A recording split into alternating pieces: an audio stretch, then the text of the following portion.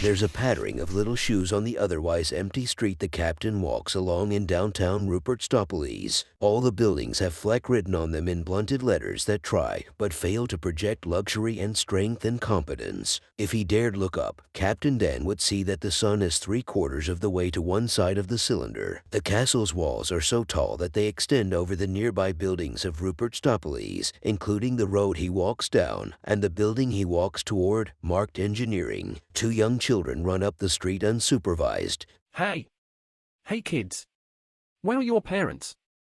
The captain stops in his tracks. The smaller of the two halts in front of him. Her straight, long black hair is half flyaways. She's not exactly pretty, but she's still pretty adorable. She looks into the distance, deep in thought for a moment, before saying, I don't know. The slightly older boy comes to a stop and walks back toward his sister and this weird guy asking them questions. The captain asks, Where were you when you last saw them? The little girl says, Over there. She points toward a street corner. The scruffy-haired boy says, I think it was over there. He points back the way they came. Somewhere with Fleck written on the wall. The captain says, That's supremely unhelpful. A disheveled man with a middle part comes around another corner and shouts, Kids, he pants, please stop running off. You should really keep their wristbands on them when they're out and about right now. Fleck is a little strict about that. He raises a hand to gesture with feigned confidence. I'm sure that'll change eventually.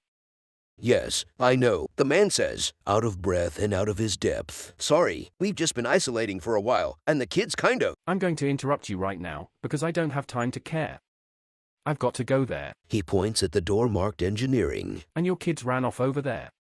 He points left, where a little shoe disappears around another corner. Oh no! The man bolts down around the building. Laura! Benson! Captain Dan shakes his head and walks up to the door below the words engineering. He swipes his wristband across a sensor and the door unlocks. The room on the other side is dark, with more lights burnt out than functional. A broad, square table in the center is cluttered with schematics, and the walls are lined with computer desks and candy wrappers, with two floor-to-ceiling cabinets on the opposite end of the room, and doors on either side. Glaze-eyed engineers in gray-green jumpsuits sit at every fifth station or so. Oh, good. The captain is greeted from across the room. You're here, Daniel. It came from one of three engineers standing over a pastry box at the other end of the table. You know, Bobby, everyone else on the ship calls me Captain.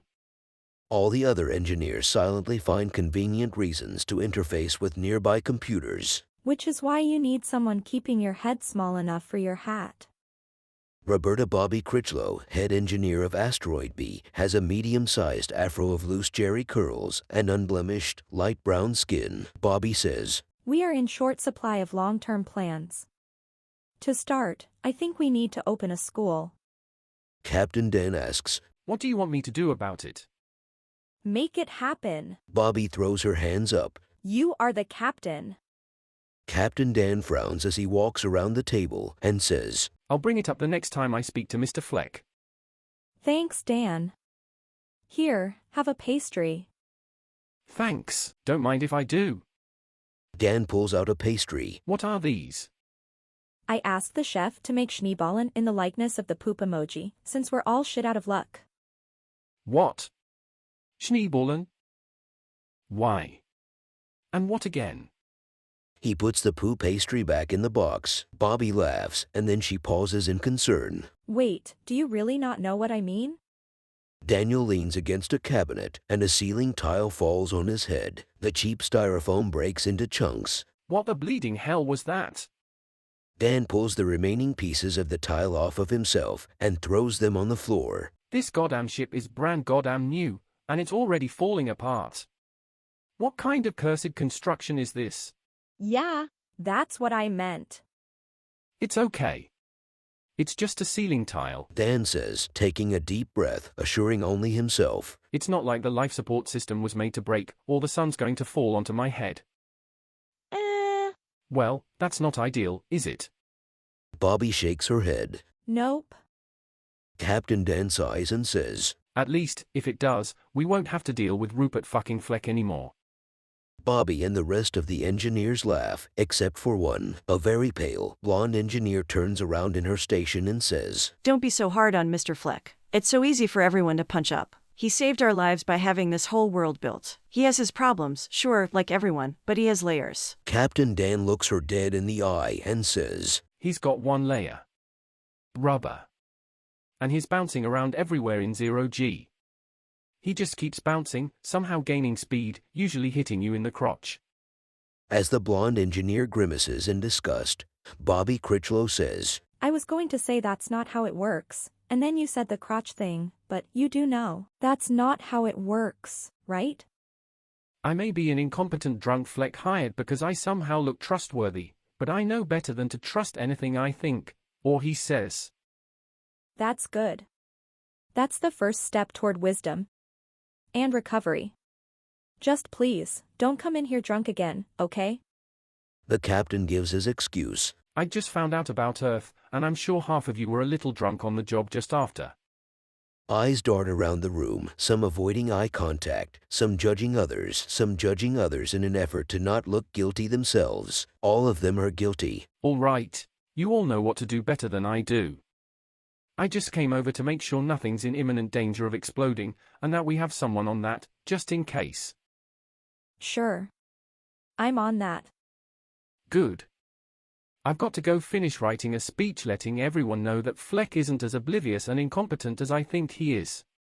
Bobby nods. The holographic projectors on everyone's wristbands light up with an image of Rupert Fleck. He scratches his nose and the sound of his voice comes from all directions. Do I have any boogers I should get first? Mayhew's voice comes through the wristbands. You already pressed the button, Rupert. Captain Spaulding scowls at his wrist. You pompous porter, John. He smashes the wristband into the cabinet and instantly recoils in pain. Ow. Oh shit. Well, this is an announcement. Where's the thing I wrote? The script?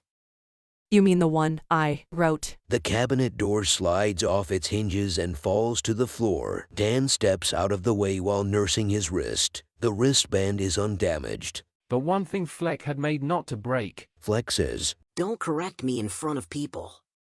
You know it triggers me. Bobby says, Get the hell out, Captain. I was just clarifying. I didn't know if there was another one. I'm going anyway. Rupert's hologram grabs a piece of paper from off hologram and says, To all my fellow passengers in this last, now sacred space. He throws down the paper and says, That doesn't make any sense. I don't have any fellows here. I'm just going to speak from the heart. Captain Dan throws open the door and says, That idiot is killing me.